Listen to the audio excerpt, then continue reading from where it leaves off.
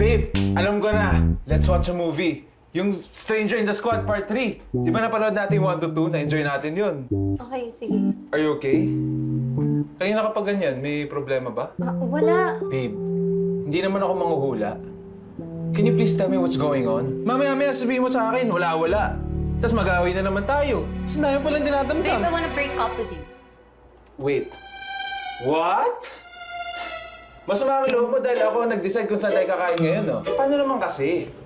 Napaka-fake and minded mo mag-decide. Fine!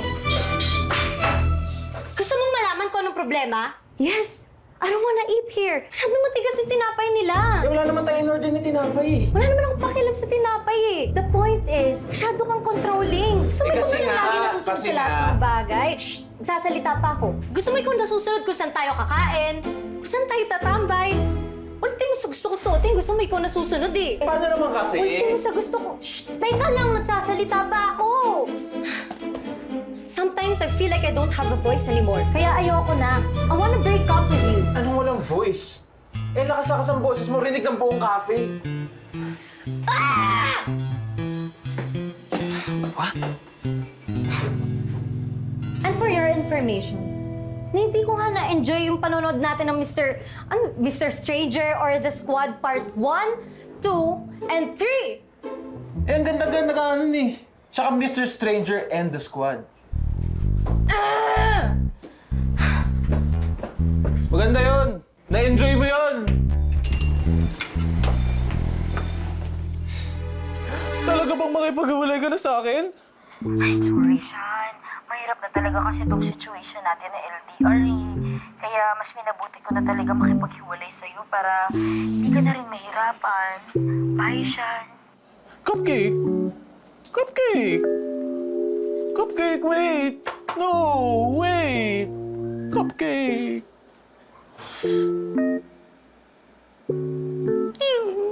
Cupcake!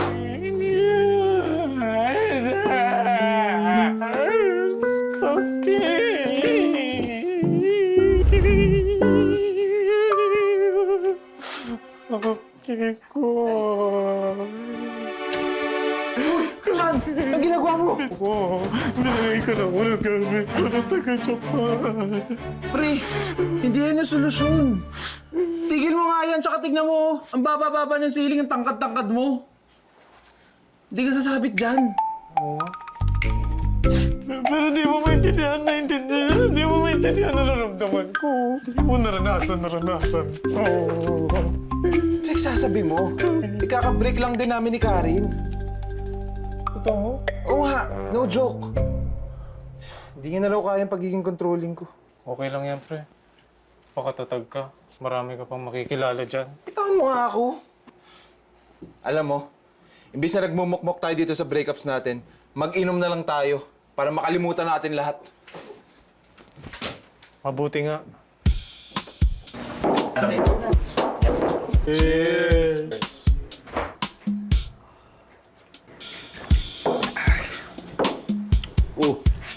Oh, Joey, diyan ka na pala. Come on, Jonas. Teka, ano bang meron? Ba't nagiinuman kayo? Pero kasi kami broken-hearted ni Sean. Kaya ito, magpapakalasing lang para makalimot. Kaya tara na. Inom lang ng inom. Tara. Yan na nga. Cheers! Cheers.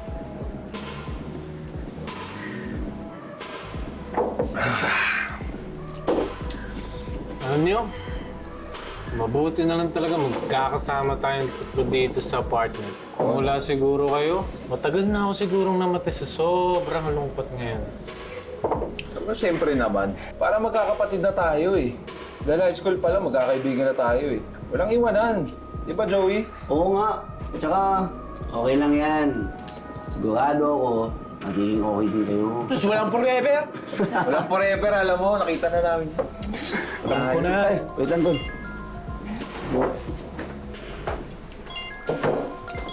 Hello, La. Hi, love. Pauwi ka na ba ng maayos? Yes, love. Pero, hindi lang nagkayaan dito sa apartment eh. Na mag-inuman kasama mga tropa. Mga broken-hearted kasi. Okay, sige. Enjoy. Good afternoon. Tulog ka na maaga. Yes, love. Don't worry, okay? I love you.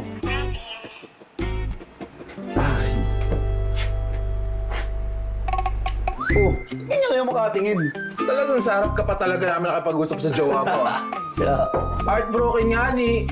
Oo nga. Lalo tuloy po may clear namin, no? Ano ba? Kayang-kaya niyo yan. Kayo pa ba? Mga ano kayo, kapatid ko kayo eh. Teka.